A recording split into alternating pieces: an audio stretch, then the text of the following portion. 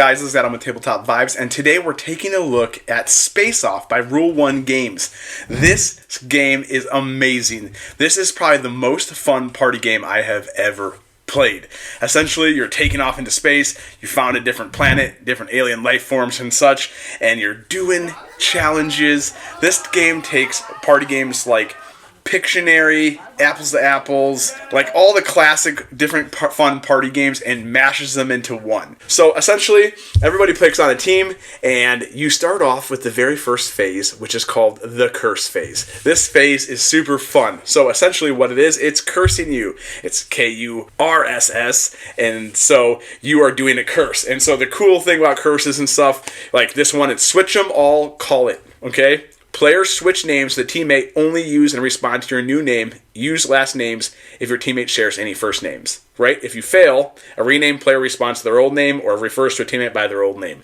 Then they fail it. So the cool part about this game, right, is that you have a tug-of-war board in a sense where you all start in the middle. In the curse section, there's a little indicator to pull back and forth. One team pulls this way, the other team pulls this way. There's curse, there's tough, there's wits, there's gotcha, and then there's grand trials, right? And so everybody is tug-of-warring to try to get 3 out of those 5 locked on their side. And if you start the round with 3 out of 5 on your side, then your team successfully wins. And so you're literally going to take challenges.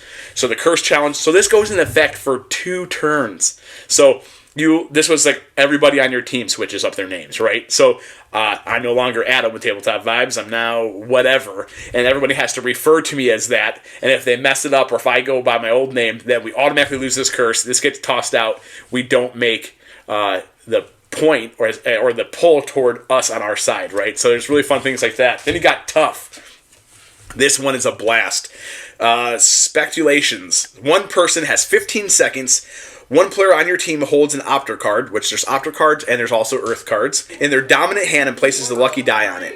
Using wrist flicks, flip the lucky die in the air and catch it on your Opter card. Get all 6 die results to appear. So literally you're going to take your Opter card, right? And you're literally going to flip dice, like flick, catch, try to get 1, 2, 3, 4, 5, 6 before 15 seconds goes off to succeed this challenge. These are the tough challenges.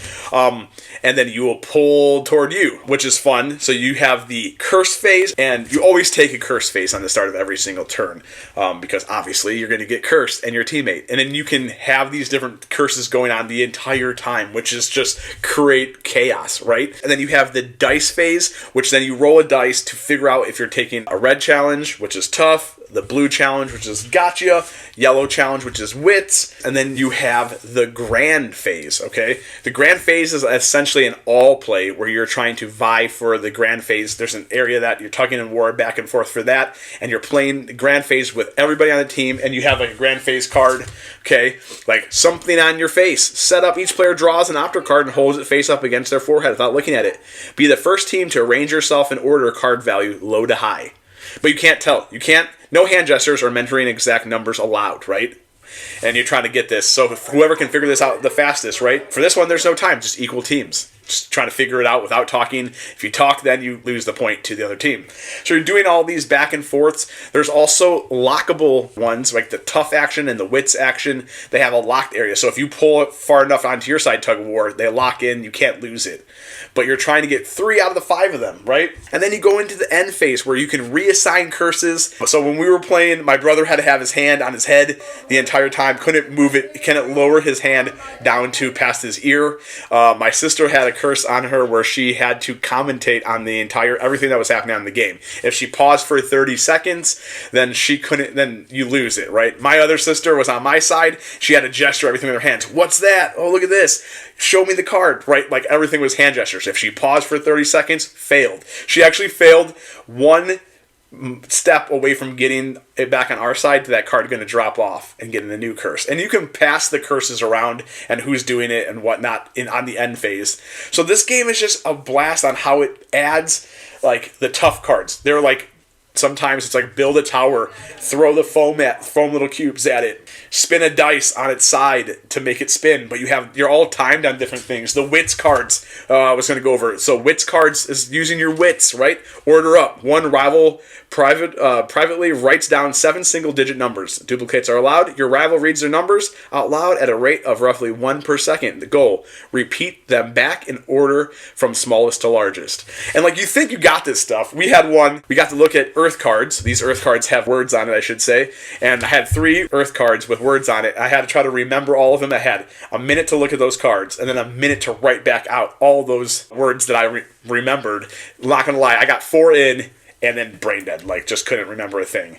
My wife, Joy, destroyed me. They won the point, so they pull it to their side. We had another one where you put the little foam cube on your head, and you have to have someone try to build a tower as high as you can. So it's like dexterity meets roll and write meets Pictionary meets fishbowl. Like, it literally is probably the best party game I have ever played. The replay value is through the roof, and then just good times roll every single time you bring somebody else in. And the bigger the team, the more chaos essentially it is. I had to actually play this game at PAX Unplugged with the developers and publishers of this game, and it was like a great time. One of the girls there literally had to do, she was like, her curse was doing push-ups every time someone had to roll the dice, and so she crushed it real good. She literally did probably like 50 something push-ups.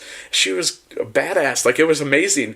And then like, right, just all these different things. There's gotcha cards. These are a blast. Get your opponent to get something. It's like a trigger, right? So like, you read it silently. Forget my prescription. Get a rival to correct a member of your team when they mispronounce a word, right? So there's that fun. So it's kind of like a trigger trap card. Gotcha. So when we played the game, our gotcha card was that we had to high five a rival teammate. So my sister ended up getting my brother because they had just won a challenge, and he was doing his own curse, and he's like all enveloped trying to like make sure he doesn't mess up the curse. She's like, high five. He high fives.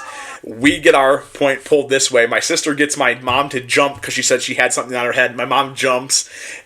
My sister's gotcha card was make someone nervous or jump or twitch, right? And so they pulled it back the other way. So it's this tug-of-war, super fast-paced, fun time where you're literally just trying to, like, it's a ton of laughs because, right, like, some person's like, I got this. I can balance stuff on my head really well. They can't. So like, my mom and I, when we played, I had to have a cube on my head for the rest of like the round until the curse fell off. I'm trying not to move the entire time, right? And then it just falls off. Like, it's a blast. So it's all this just different fun. You're trying to utilize each person's strengths and weaknesses and pass this to this person and do this. And it's like absurd stuff where it's just so fun.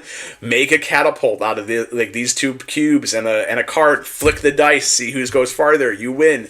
So again, everything is just like, it's crazy player interaction. You're always doing something with the player. You're watching their turns. You're trying to remember your curses. Hold your hand up high. Gesture the other person. Mimic the other person. Your curse cards kind of like all encompass you while you're doing it. We had another one where it's like we had to be news anchors, right? So like at the start of every grand phase, I was like, pastries are the best. Breaking news. New pastry. Donuts coming into your shop.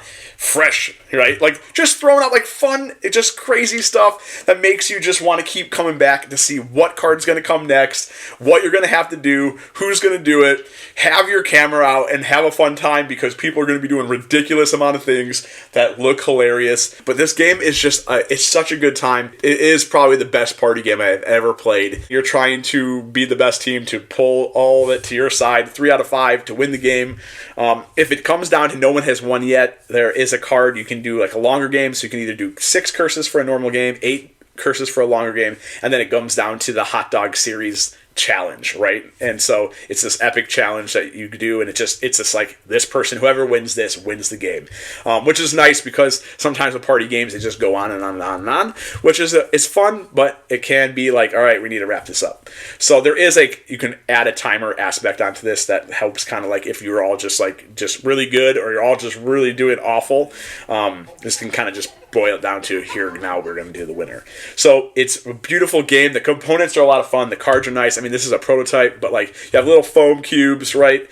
You have a fire hydrant. It's the tracker that tracks the phases. Your gotcha cards. You got your wits challenges, you got your tough challenges, you got your curse challenges, you got your grand challenges, earth cards, orbiter cards, and all this stuff just like, it just makes it fun. There's fun art on it. It's colorful.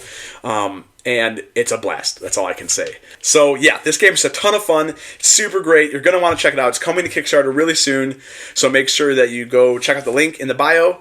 Like, subscribe, and comment on your favorite planet. As always, thank you so much for watching. I'm Adam with Tabletop Vibes. This has been Space Off. Thank you for watching. We'll check you next time.